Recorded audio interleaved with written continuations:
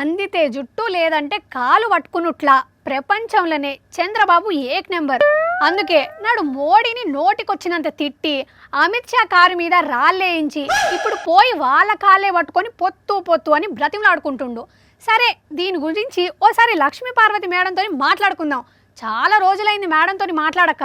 Madam, Chandrababu Delhi tour గురించి ఏం మాట్లాడతారు? చంద్రబాబు ఎందుకు ఢిల్లీ పోయాడు, నిజంగా ఎవరిని కలిశాడు, ఆ కలిసిన ఫోటో కూడా బయటికి రాలేదు. కలిసామని చెప్పుకుంటున్నారు కదా, పొత్తు ఖరారైపోయింది అని చెప్పేటువంటి మాట ఎందుకు రాలేదు? అయినా బీజేపీ వాళ్ళు అంత ఈజీగా బాబుని దగ్గరకు రానియరు కదా మేడం. అతనంట వెంటబడి 25 సార్లు అడిగితే ఎవరో ఒక పెద్ద మనిషి ఉన్నట్టు మీడియేటరు, అతను గట్టిగా బ్రతిమిలాడితే సరేలే పంపించండి అని చెప్పి బీజేపీ పెద్దలు అన్నారు. ఓహో, అదా మ్యాటరు.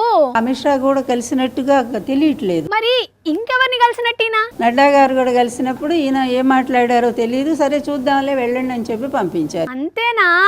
ఇంతకు మించి ఏమీ జరగలేదు అక్కడ. ఓ, మరి దానికే ఎల్లో మీడియా ఎలివేషన్లు అంతలా ఇయ్యాలనా? అయ్య ఆరాటమే తప్ప జరిగేది ఏమి లేదు అన్నట్టుగానే ఉంది ఇక్కడ. అంటే బాబు ఆరాటమే గాని పొత్తు లేదంటారు. అయినా నిజంగానే బీజేపీ చీకొట్టి దూరం పంపిస్తే బాబు గారి పరిస్థితి ఏంటి మేడం? 2 పడవల మీద కాళ్ళు పెట్టి కూర్చున్నాడు. అయితే బీజేపీ లేకపోతే కాంగ్రెస్ అన్నట్టుగా. వీళ్ళు కాదంటే వాళ్ళ దగ్గరకు పోవుడు, వాళ్ళు కాదంటే వీళ్ళ దగ్గరకు పోవుడు. అట్లా వేస్తేనే కదా ఇవాళ ఈ పరిస్థితి వచ్చింది. అయినా గానీ ఈయన మారడా? మళ్ళా ఆయనకు తోడు వాళ్ళ పుత్రరత్నం ఒకరు. పనికి మాలిన వేదం తీసుకొచ్చి ప్రజల మీద రుద్దటానికి తన కొడుకును అడ్డం పెట్టడం. లోకేష్ సభల స్పీచ్లని ప్రజలు నవ్వుకుంటున్నారు. ప్రజలు ఎంత అసహించుకుంటున్నారో అతని సభలే మనకి ప్రత్యక్ష సాక్షి. అయినా గానీ ఎల్లో మీడియా ఆహా ఓహా అని మామూలుగా జాకిలిస్తుందా? మళ్ళా వాళ్ళకు తోడు పవన్ ఒకరు. మా దృష్టిలో పవన్ తెలివి తక్కువ. మీ దృష్టిలోనే ఏంది, అందరి దృష్టిలో కూడా అంతే.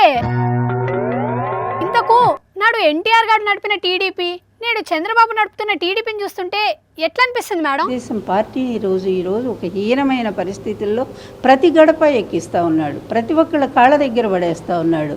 ఎన్టీఆర్ అభిమానులందరూ అట్లనే బాధపడతారు మేడం. అయినా కానీ ఇప్పటికీ ఎన్టీఆర్ పేరును రాజకీయంగా వాడుకోవాలని చూస్తుండు చంద్రాలు. చూస్తారులే మేడం, లాస్ట్ సారి మంచిగా బుద్ధి చెప్పిండ్రు. ఇక ఈసారి రెస్ట్ ఇస్తే ఏకంగా ఉంటా మేడం.